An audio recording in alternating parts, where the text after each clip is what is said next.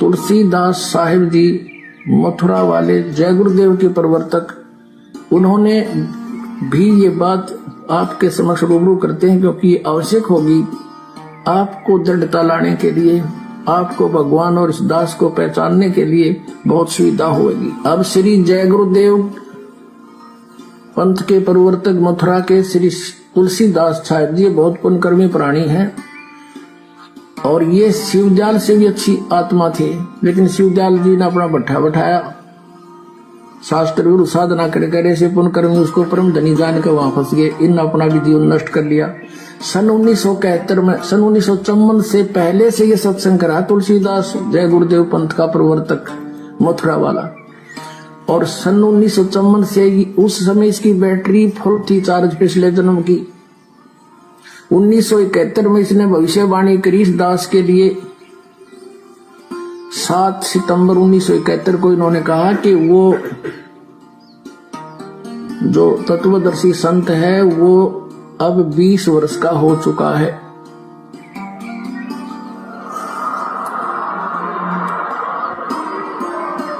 सात सितंबर 1971 को इसने भविष्यवाणी की कि वो 20 वर्ष का हो चुका है। दास का जन्म 8 सितंबर 1951 को हुआ। 7 सितंबर 1971 को पूरा 20 वर्ष का हो चुका था। 8 सितंबर को 21वां वर्ष शुरू हो जाना था। अब देखिएगा, एक पुस्तक है जय गुरुदेव की वाणी भाग 2, ये यहां से छपी है। ये है श्री तुलसीदास जी महाराज संत पर। ये पहला राधा स्वामी पंथ का पहला संत है जो दास लिखता है, नहीं तो सब सिंह लिखे अपने बीच है या ताराचंद लिखे। यह प्रकाशक है दिव्या शर्मा 88 साकेत कॉलोनी मथुरा में, और यहां से प्रिंटेड है। मुद्रक है अर्जेंट प्रिंटर्स पुराना बस स्टैंड मथुरा। इसकी 59 पृष्ठ से पहले पढ़ेंगे। 28 अगस्त को इन्होंने एक भविष्यवाणी करी थी, ये देखिएगा, ये 59 पृष्ठ है इसका, 59, और ये 28 अगस्त शाकाहारी पत्रिका 28 अगस्त 1971 में इसने कोई भविष्यवाणी की थी कि महापुरुष का जन्म भारतवर्ष के एक छोटे से गांव में हो चुका है और वह व्यक्ति मानव इतिहास का सबसे महत्वपूर्ण व्यक्ति बनेगा। उसे जनता का इतना बड़ा समर्थन प्राप्त होगा कि आज तक किसी को नहीं मिला है। वह महापुरुष नए सिरे से विधान को बनाएगा और वह विश्व के संपूर्ण देशों पर लागू होगा। उसका एक झंडा होगा, उसकी एक भाषा होगी।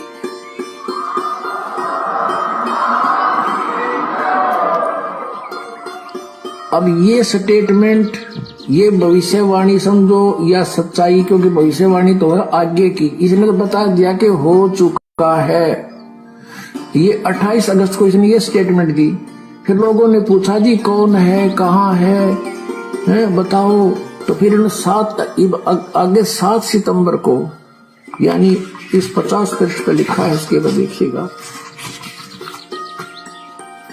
इसी पुस्तक के 50 पृष्ठ पे लिखा है। शाकाहारी पत्रिका 7 सितंबर 1971 वाली, इस दिन स्टेटमेंट दी इन्होंने कि क्या दिया, 7 सितंबर 1971 को वो 20 वर्ष का हो चुका है। दास का जन्म 8 सितंबर 1951 को हुआ। 7 को दास पूरा 20 वर्ष का हो गया और 8 को 21 माह शुरू हो गया। यहाँ कहा इसने कि वह अवतार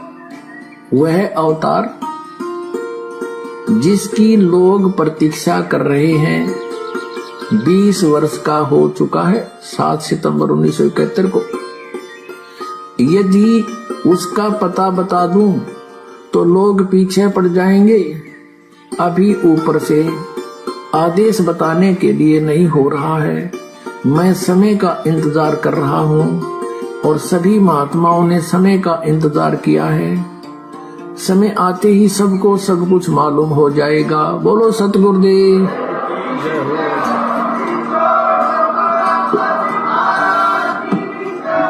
सभी प्रसिद्ध लोगों की पड़ताल के बाद यह साबित हुआ कि वो महापुरुष जो विश्व का कल्याण करेगा, वो महापुरुष जिसके ज्ञान से विश्व में शांति आएगी, वो महापुरुष जो कलयुग में सतयुग लाएगा, उस अवतार का नाम है संत रामपाल जी महाराज। तो पुण्यात्माओं, आप जिन्हें वीडियो के माध्यम से पूरी सच्चाई सहसबूत प्रमाणों सहित अपनी आंखों से देखी है, और हाथ कंगन को आरसी क्या, पढ़े लिखे को फारसी क्या, और जय गुरुदेव पंथ से जुड़े हुए सभी भाई बहनों से मैं हाथ जोड़ के विनती करता हूं कि आपके गुरुदेव तुलसीदास जी जो आपका मार्गदर्शन करके चले गए कि वो महापुरुष 20 वर्ष का हो चुका है, एग्जैक्ट सारी बातें जो उन्होंने बताई, वो सारी बातें इस पृथ्वी पे नहीं पूरे विश्व में अगर किसी धार्मिक संत के ऊपर खरी खरी उतरती हैं तो आज आपकी आंखों के सामने है वो परम शक्ति, वो परम पुरुष, वो महापुरुष, वो साक्षात कबीर परमेश्वर, वो अल्लाह, खुदा, गॉड, रब केवल सतगुरु रामपाल जी महाराज जी हैं। प्रार्थना कर सकता हूं, विलंब ना करें, प्रमाण आपके सामने हैं, सबूत आपके समक्ष हैं। समझदार व्यक्ति को देर नहीं लगानी चाहिए, वरना विनाश के समय में जो तांडव मचेगा उस समय चाहे कितने हाथ जोड़ लेना, कितने ही पैर पकड़ लेना, परमेश्वर रक्षा नहीं करेंगे, क्योंकि उनके भी कुछ विधान है, उनका भी संविधान है, उनकी भी कुछ मान मर्यादाएं हैं। इसीलिए आप जीवों को उस विनाश के समय से पहले ही उस परमपिता परमेश्वर की प्रेरणा से, उन्हीं के आशीर्वाद से ये लाइव वीडियो बना बना के संदेश दिए जा रहे हैं, सहसबूत प्रमाणित, ताकि आप समय रहते सच्चाई को स्वीकार कर लें और विनाश के समय में स्वयं और अपने परिवार को विनाशित होने से बचाएं। आगे चलिए, रूपा आनंद जी उस कल्कि अवतार के विषय में, उस परम पुरुष के विषय में, उस सुप्रीम के विषय में और क्या भविष्यवाणी करती हैं, क्या क्या पहचान बता रही हैं, जो पहचान सुनने के बाद आपको दृढ़ता आएगी, आपके अंदर एक अपने गुरु के प्रति, अपने सतगुरु के प्रति, उस अवतार के प्रति एक विशेष श्रद्धा और लगन का भाव पैदा होगा। और वीडियो आप आगे देखते जाना, ऐसे ऐसे राज खुलेंगे, ऐसे ऐसे भविष्यवाणियां उस परम पुरुष के ऊपर सत्य बैठाई जाएंगी। वो वर्तमान में जिस स्थिति में हैं, वर्तमान में जहां पे बैठे हुए हैं, उसकी भी भविष्यवाणियां पहले से कर रखी हैं कि जिस समय विनाश का समय नजदीक होगा, वो संत गुप्त रह के किसी एक जगह पे बैठा होगा। वो सारी बातें एज इट इज परमपिता परमेश्वर सतगुरु रामपाल जी महाराज जी के ऊपर ही फिट बैठ सकती हैं। क्यों? क्योंकि वही एकमात्र सुप्रीम है, उसके अलावा किसी दूसरे के ऊपर इन भविष्य वक्ताओं की भविष्यवाणियां फिट नहीं बैठ सकती। तो जगत वालों की तो मैं कह नहीं सकता, लेकिन उनके जो भगत हैं वो एंड तक ये वीडियो देखें और देखने के बाद इसको शेयर भी करते रहें, साथ साथ में हर जगह इसको शेयर भी करते रहे, क्योंकि शेयर करने का भी आपको पुण्य मिलेगा, क्योंकि आप सुप्रीम की सेवा कर रहे हैं, उस परमपिता परमेश्वर के प्रकट होने का संदेशा देश दुनिया में पहुंचा रहे हैं। पृथ्वी पर विनाश और तांडव के समय में लोगों को बचाने के लिए आप संदेशे दे रहे हैं। सुनते जाइए, आंखें फटी की फटी रह जाएंगी। जो लोग उनका जन्मदिन मनाते हैं, जो लोग उनका बोध दिवस मनाते हैं और उनको एक जीव साबित करते हैं, उन लोगों के आंखों से आंसू नहीं सूखेंगे अगर एंड तक वीडियो देख लिया तो, कि हम कितने बड़े धोखे में रहे, कितना बड़ा धोखा उसी परम शक्ति, उसी अवतार, उसी सुप्रीम के परिवार वाले हमें दे रहे हैं। क्योंकि यहां की जो शक्ति है वो कहीं भी नहीं चाहेगी कि सुप्रीम दुनिया के सामने आए, सुप्रीम को लोग जाने, सुप्रीम को लोग पहचाने। इसके लिए जो शैतान है, जो काल है, वो दुष्ट शक्तियों को भी उसी परम सत्ता के आसपास ही जन्म देता है, ताकि जब वो अवतार समय अनुसार अपना ज्ञान प्रचार करे, वो प्रकट होकर अपने मिशन को आगे बढ़ाए, तो उससे जुड़ी हुई आत्माओं को किस प्रकार तोड़ा जाए, किस प्रकार भ्रमित किया जाए, कैसे उन आत्माओं को विश्वास ना होने दिया जाए कि एकमात्र यही वो परम शक्ति है जिसकी तुम शरण में हो। कैसे उनकी मर्यादाओं का खंडन करवाया जाए, कैसी कैसी सूक्ष्म चाल खेलकर उन लोगों को भ्रमित किया जाए। इसलिए मैं निवेदन करता हूं उस परमपिता परमेश्वर सतगुरु रामपाल जी महाराज जी से जुड़े हुए भाई बहनों से कि अगर विश्वास करना है भक्ति मार्ग पे, अगर विश्वास करना है अपने उद्धार के लिए, मोक्ष के लिए, सिर्फ और सिर्फ अपने परम पूज्य सतगुरु देव के ऊपर, और सतगुरु देव जी ने सत्संगों में जो वचन कहे हैं, सत्संगों में जो आदेश दिए हैं, केवल उन्हीं को फॉलो किया जाए।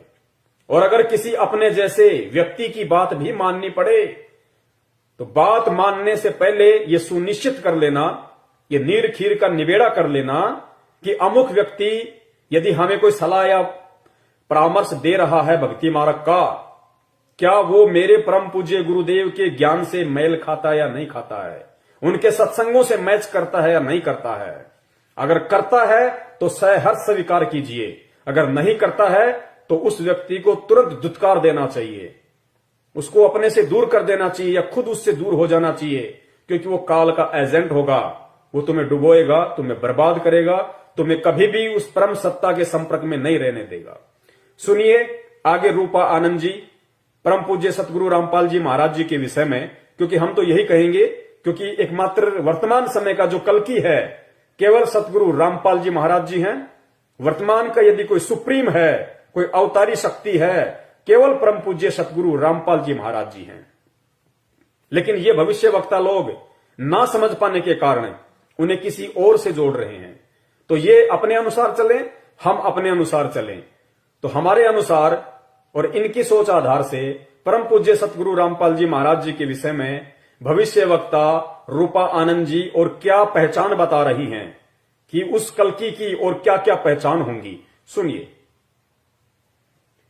ये भी देखना कि कैसा ज्ञान दे रहा है वो, किस तरह का ज्ञान दे रहा है, ज्ञान है भी या नहीं, या फिर सिर्फ बोल देने से कि मैं कल्कि हूं, क्या वो हो जाएगा कल्कि? नहीं, वो ज्ञान भी देगा, ऐसा ज्ञान देगा ना कि लोग पागल हो जाएंगे। और ऐसे ऐसे खुलासा करेगा ना हमारे इतिहास को लेके कि लोग पागल ही हो जाएंगे कि अरे यार ये तो मैंने कभी सुना ही नहीं था, ये क्या बात है, नई बात। और वो साबित भी करेगा, सिर्फ बोलेगा नहीं, सिर्फ बोलना उसका काम नहीं होगा, साबित भी करेगा, साइंटिफिकली भी प्रूव करेगा, हर तरह से प्रूव करेगा। अंत में जीत उसी की होगी। नास्ट्रेडमस ने भी यही कहा था, वी फॉर विक्ट्री, वी का निशान, वी है ना, वी का निशान, तो ये कोड है। तो रूपा जी कह रही हैं कि वो जो संत होगा, वो जो कल्कि होगा, वो जो सुप्रीम होगा, उसकी दूसरी पहचान ये है कि वो ऐसा ज्ञान देगा, ऐसा ज्ञान देगा कि लोग सोचने पे मजबूर हो जाएंगे। इतिहास को लेके, इतिहास क्या, धार्मिक सदग्रंथ, वेद, कुरान, पुराण, बाइबल, इन सब को लेके वो ज्ञान देगा, वो रहस्य खोलेगा, वो बातें बताएगा कि लोग सुन के हैरान हो जाएंगे कि यार आज से पहले तो हमने कभी ये सुना ही नहीं, किसी ने बताया ही नहीं। तो इस पूरे विश्व में, इस पूरी पृथ्वी के ऊपर अगर एकमात्र ऐसा कोई वर्तमान में संत है जिसने भारतीय आध्यात्मिकता की काया पलट कर दी, जिसने चारों वेदों को, 18 पुराणों को, उपनिषदों को, मनुस्मृति को, कुरान को, बाइबल को, तौरेत को, जबूर को, इंजिल को, गुरु ग्रंथ साहिब को, सदग्रंथ साहिब को, जितने भी धर्मों के धर्म ग्रंथ हैं या उन धर्मों में अन्य जितने भी छोटे मोटे संत महंत ऋषि मुनि हैं, जैसे दयानंद सरस्वती जी हिंदू धर्म में, और भी बहुत सारे धर्मों में, जाकिर नायक जी मुसलमान धर्म में, जैनियों के महावीर जी के विषय में, कोई भी अगर इस पूरे विश्व में, अगर इस पृथ्वी लोक पे जहां आप और हम रह रहे हैं और जिस धर्म के जो जो धर्म ग्रंथ हैं, अगर पूरे विश्व में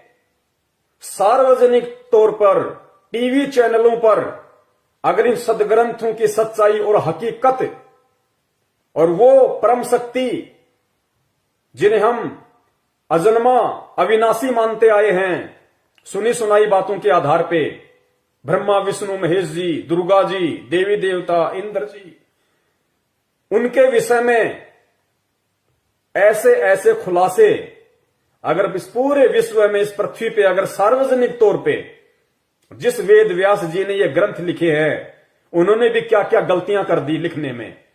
जिन बड़े बड़े लोगों ने, मनु जैसे लोगों ने वेद लिखे, उन्होंने भी लिखते समय अनुवाद में क्या क्या गलतियां कर दी।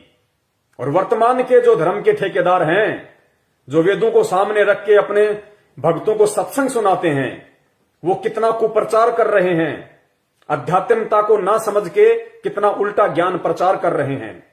गीता जी का जिन लोगों ने अनुवाद कर डाला, हर संत ने लगभग, चाहे निरंकारी हो, चाहे जय गुरुदेव वाले हों, चाहे आसाराम जी हों, कृपालू जी हों, कुछ भी, जिन जिन संतों ने, महंतों ने, जो भागवताचार्य हैं, जिन्होंने गीता जी के इतने मोटे मोटे अनुवाद कर रखे हैं, उन्होंने कितना गुड़ गोबर एक कर रखा है, कितना अपने मनमुखी तरीके से उन संस्कृत के श्लोकों के अर्थों का अनर्थ किया हुआ है।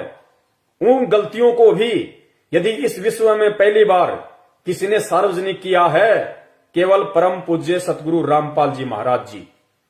क्योंकि इस पूरे विश्व में वर्तमान समय में अगर इन संत ग्रंथों को खोल खोल के इनके अंदर से अगर किसी ने बताया है कि ब्रह्मा विष्णु महेश, जिनको तुम अजर अविनाशी कहते हो, कि इनकी कभी जन्म और मृत्यु नहीं होती, इनके कोई माता पिता नहीं है, परम पूज्य सतगुरु रामपाल जी महाराज जी ने उसी देवी भागवत के अंदर 6वां स्कंद पेज नंबर 123 खोल के देख लेना। स्पष्ट तौर पे, अब तो यूट्यूब पे लाखों वीडियो पड़े हुए हैं, आप यूट्यूब पे जाके सर्च कीजिए कि ब्रह्मा विष्णु महेश के माता पिता कौन है। ब्रह्मा विष्णु महेश जन्मते मरते हैं, आप सर्च कीजिए, आपको ढेरों प्रमाण मिलेंगे। आप ही के सदग्रंथों को, जिनको पढ़ते पढ़ते आपकी आंखें नहीं थकी, और पढ़ाते पढ़ाते उन नकली और मोतियाबिंद के शिकार भागवताचार्य संत महंतों की आंखें नहीं थकी। कैसा उल्टा ज्ञान प्रचार कर गए। इन्हीं शास्त्रों में लिखा हुआ है कि ब्रह्मा विष्णु महेश की भी जन्म और मृत्यु होती है। और परमेश्वर ने बताया कि कौन ब्रह्मा का पिता है, कौन विष्णु की मां, शंकर का दादा कौन है, पंडित जी हमको दो बताए। लोग कहते हैं दुर्गा, दुर्गा को लोग माता कहते हैं। दुर्गा अगर माता है तो उसका पति कौन है?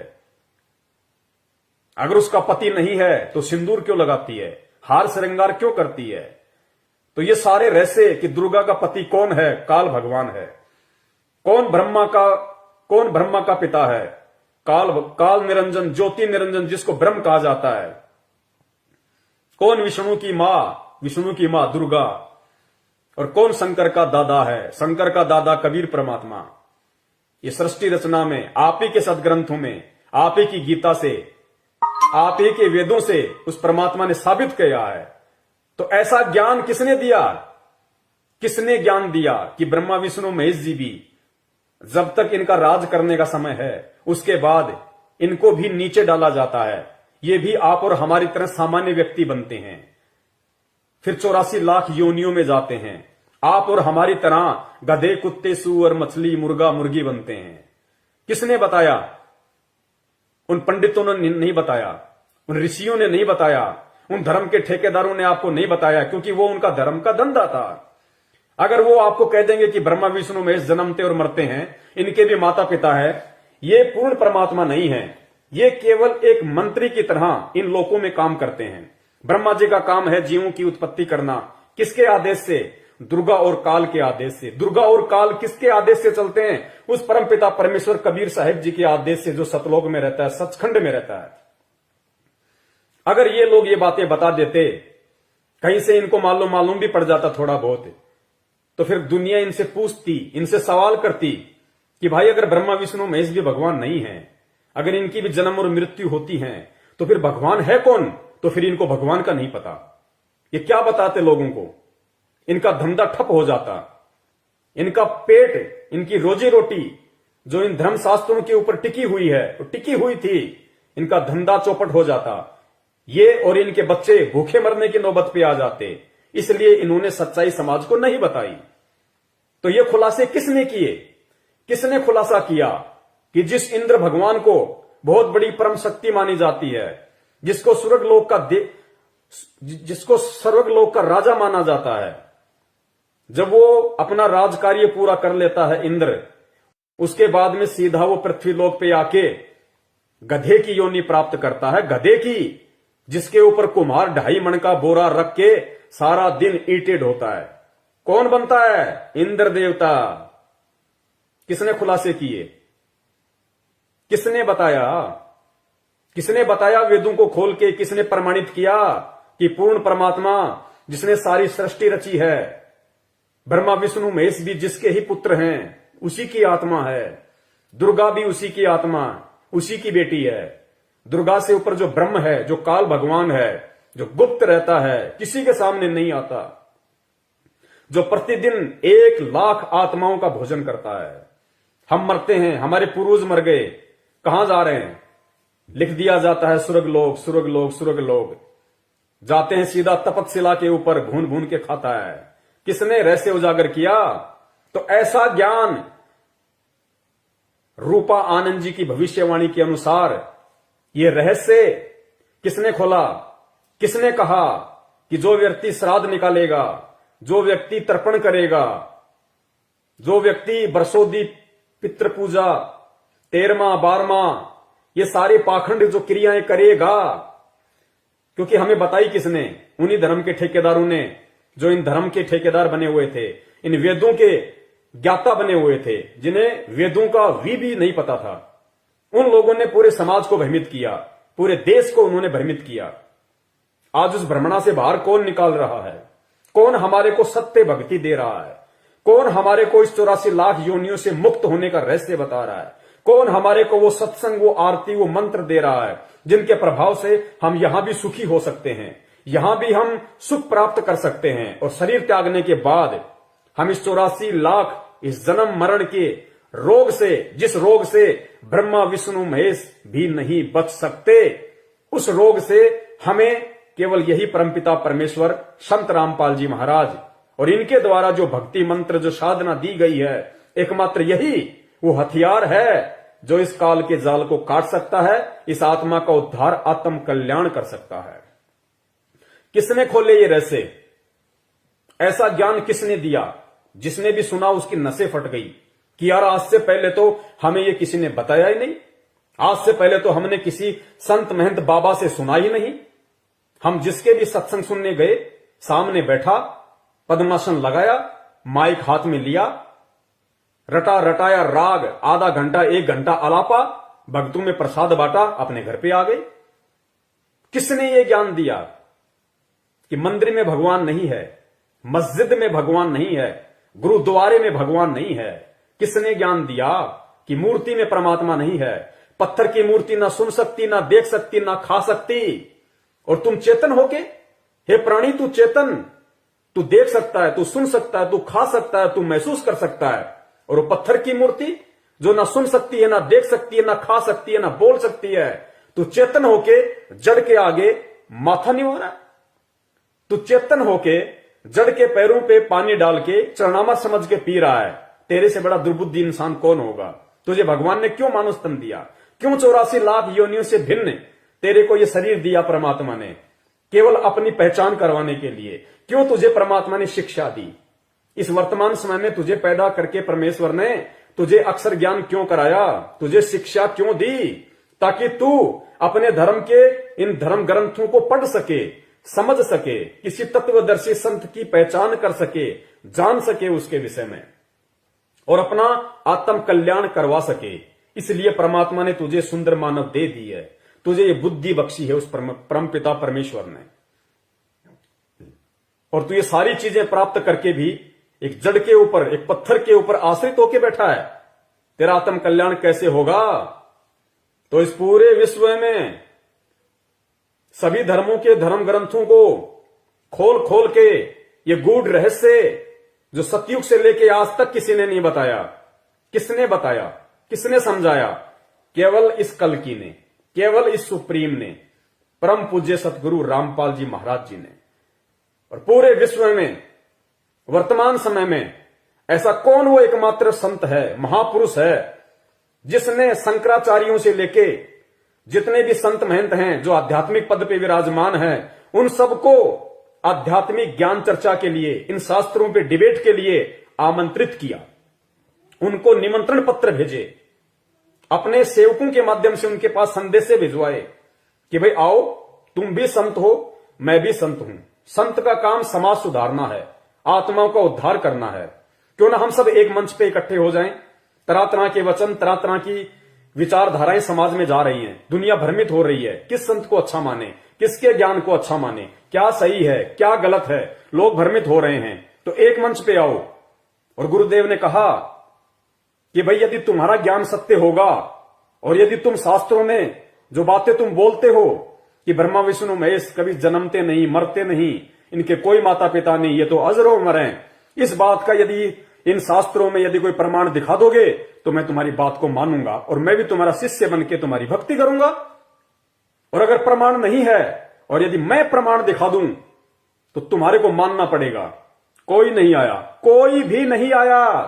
डंके की चोट पे परमात्मा ने साधना टीवी चैनल के माध्यम से, अन्य टीवी चैनलों के माध्यम से पूरे हिंदुस्तान के आध्यात्मिक जगत के इन संतों को, महंतों को और यहां तक कि मुस्लिम धर्म के जाकिर नायक जी को खुले तौर पे उस परमपिता परमेश्वर सतगुरु रामपाल जी महाराज जी ने आमंत्रित किया, निमंत्रण पत्र भेजा। आज तक किसी माई के लाल की हिम्मत नहीं हुई कि हम परम पूज्य सतगुरु रामपाल जी महाराज जी से जाके इन आध्यात्मिक क्षेत्र में, इन सदग्रंथों के ऊपर, इन धर्मशास्त्रों के ऊपर डिबेट कर सके। क्यों? क्योंकि सत्संग सबने सुन रखे संत रामपाल जी महाराज जी के, और उनको अच्छे से पता था कि प्रमाणों के आधार पे, सदग्रंथों को आधार बना के तुम संत रामपाल जी महाराज जी के सामने 5 मिनट भी टिक नहीं सकते। और जनता शिक्षित है, अब पहले वाली जनता नहीं है कि लोग पागल हैं, लोग मूर्ख हैं, जो ज्यादा संस्कृत बोल देगा तो लोग तालियां पीट देंगे। नहीं, लोग शिक्षित है, सबके पास एंड्रॉयड मोबाइल हैं। गीता जी का कौन सा अध्याय, कौन सा श्लोक, यजुर्वेद, अथर्ववेद, सामवेद, ऋग्वेद का कौन सा अध्याय, कौन सा श्लोक, कौन सा सूक्त, कौन सा मंडल क्या बोलता है, हिंदी में अनुवाद है, संस्कृत में अनुवाद है, अंग्रेजी में अनुवाद है, हर भाषा में ट्रांसलेट है। तुरंत खोल के देख लेंगे कि शंकराचार्य जी इस श्लोक का क्या अनुवाद कर रहे हैं और रियल में इसका क्या अनुवाद है। इसलिए ये परमेश्वर ने आप और हमारे को शिक्षा दी ताकि हम भ्रमित ना हो, किसी के बहकाव में ना आए। मानव जन्म हमें मिला है, हमें इसकी सार्थकता का पता चले, हमें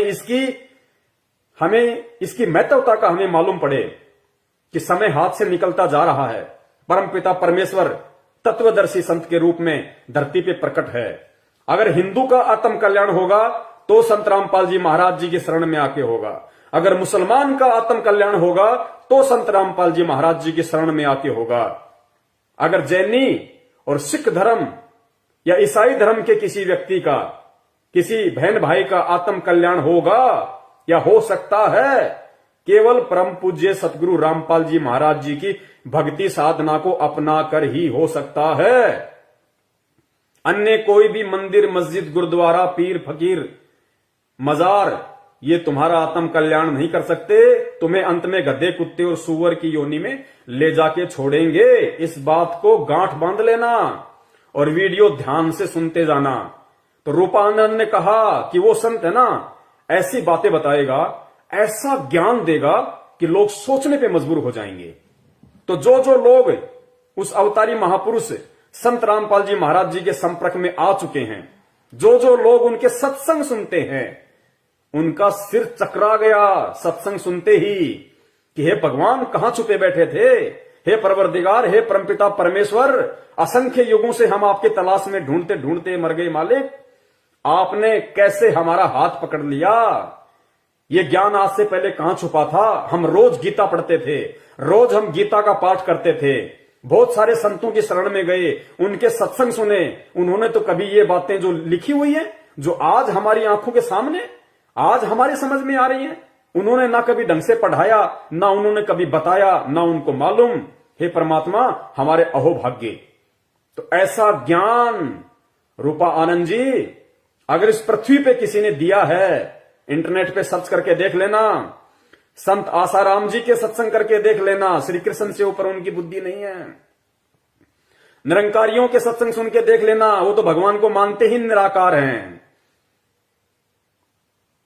अन्य किसी धर्म ग्रंथ वालों के सत्संग सुन के देख लेना, कचरा मिलेगा, कचरा। धर्म के नाम पे, सच्चाई के नाम पे सिर्फ कचरा। सारे के सारे मूर्ति पूजक, उल्टा ज्ञान उनके पास में कुछ नहीं। तो सर किसने चकराया? संत रामपाल जी महाराज जी ने ज्ञान देके और भगत का सर चकरा दिया कि परमात्मा अहोभाग्य, आज से पहले ना सुना ना देखा। सब लोग यही रट्टा रट रहे थे, ब्रह्मा विष्णु महेश से ऊपर कोई नहीं, उनसे ऊपर कोई नहीं। अरे उनसे ऊपर तो बहुत हैं, उनसे ऊपर तो उनकी माता दुर्गा है। दुर्गा से ऊपर दुर्गा का पति काल भगवान है, ज्योति निरंजन, जिसको ब्रह्म बोलते हैं, जो 10वें द्वार पे बैठा रहता है। उससे ऊपर अक्षर पुरुष है। गीता जी अध्याय नंबर 15 श्लोक नंबर 17, 2 इमो पुरुष च लोक उत्तम पुरुष तू अन्य परमात्मा इति उधारते। इन सदग्रंथों के श्लोकों का, इन शास्त्रों का ये गुप्त भेद, गुप्त रहस्य किसने बताया इस पृथ्वी पे? केवल परम पूज्य सतगुरु रामपाल जी महाराज जी ने। अब आप एक बात बताइए, कल्कि कह रहे हैं कि जो कल्कि कलयुग के एंड में आना है, अरे वो तो ये खुद कहते हैं कि सफेद घोड़े पे आएगा, हाथ में उसके तलवार होगी। अरे जिसके हाथ में तलवार होगी उसके ज्ञान का क्या लेना देना उसको? वो तो लोगों का सत्यानाश करेगा कल्कि तो। वो तो जो अधर्मी आत्मा होंगी उनको कोई सत्संग सुना के थोड़े ना कोई बदलेगा। सत्संग तो उनके आसपास ही नहीं है। सत्संग तो श्री रामचंद्र जी के आसपास नहीं था, श्री कृष्ण चंद्र जी के आसपास नहीं था। सत्संग वर्तमान के शंकराचार्यों के आसपास नहीं है। वो तो हाथ में 6 फुट की तलवार लेके आएगा भैया, 6 फरस की। वो तो गाजर मूली की तरह काटेगा। उसका काम ही केवल यही होगा, इसीलिए आएगा। वो ज्ञान देने नहीं आएगा, वो सत्संग सुनाने नहीं आएगा। अरे जो विष्णु जी के लोक से आएगा, जिसकी बुद्धि विष्णु जी से ऊपर नहीं है, जो सतयुग में भगवान विष्णु का पुजारी था, वो विष्णु से ऊपर किसको मानेगा? और उसकी शरण में आके तुम कौन सा अपना आत्म कल्याण करवा लोगे? जो हाथ में तलवार लेके आएगा वो तो काट के ही कल्याण कर सकता है। तो मानव शरीर से काट दिया तो अगला जन्म गधे का तैयार है, सूअर का तैयार है, फिर तेरे को कसाई काटेगा। तो आत्मा का उद्धार केवल परम संत की शरण में आने से होगा। तो इन भविष्य वक्ताओं की भविष्यवाणियां क्या कहती हैं, ये खुद क्या बोलते हैं? अब इन भविष्य वक्ताओं की जो बुद्धि है, जो दृष्टि है, वो टिकी है विष्णु अवतार कल्कि के ऊपर, और बातें कर रहे हैं ज्ञान की कि ऐसा ज्ञान देगा, ऐसी ऐसी बातें बताएगा। अरे कल्कि और ये ज्ञान 36 का आंकड़ा है ज्ञान का, और कल्कि भगवान का ज्ञान उनके आसपास भी नहीं होगा भैया। तो इनकी बुद्धि भ्रष्ट है इन भविष्य वक्ताओं की। इनको खुद नहीं पता कि है क्या। ये तरह तरह के लोगों की भविष्यवाणियां सुन के अपने वीडियो बना बना के यूट्यूब पे डाल रहे हैं, देश दुनिया को भ्रमित कर रहे हैं। तो सच्चा रहनुमा, वो सच्चा परमात्मा, वो सत्य कल्कि अवतार वर्तमान का, कलयुग का अवतार केवल परम पूज्य सतगुरु रामपाल जी महाराज जी हैं, जो इनकी प्रत्येक पहचान के ऊपर सोने की तरह खरे उतर रहे हैं। ये आप जी खुद नोट करते जाना, खुद अपनी आंखों से देखते जाना, विचार करते जाना। मेरा मकसद किसी की बुराई या निंदा करना नहीं है, और ना मैं किसी की बुराई निंदा कर रहा हूं, ना मैं किसी की कर सकता। लेकिन परमेश्वर की वाणी है, मालिक की एक वाणी है कि साचा शब्द कबीर का प्रकट किया जगमाही, और जैसे को तैसा कहे सो तो निंदा नहीं। सत्य को सत्य कहना निंदा नहीं होती, लोगों का जीवन सत्यानाश होने से बचाना है।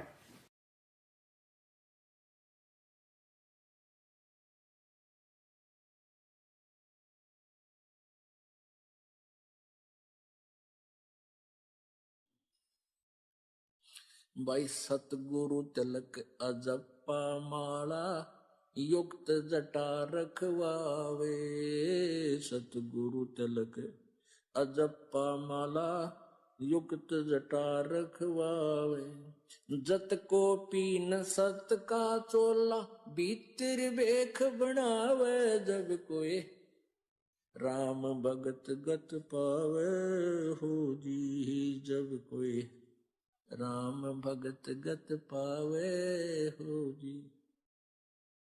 भाई लोक लाज मर्याद जगत की, तरण जो तोड़े बगावे।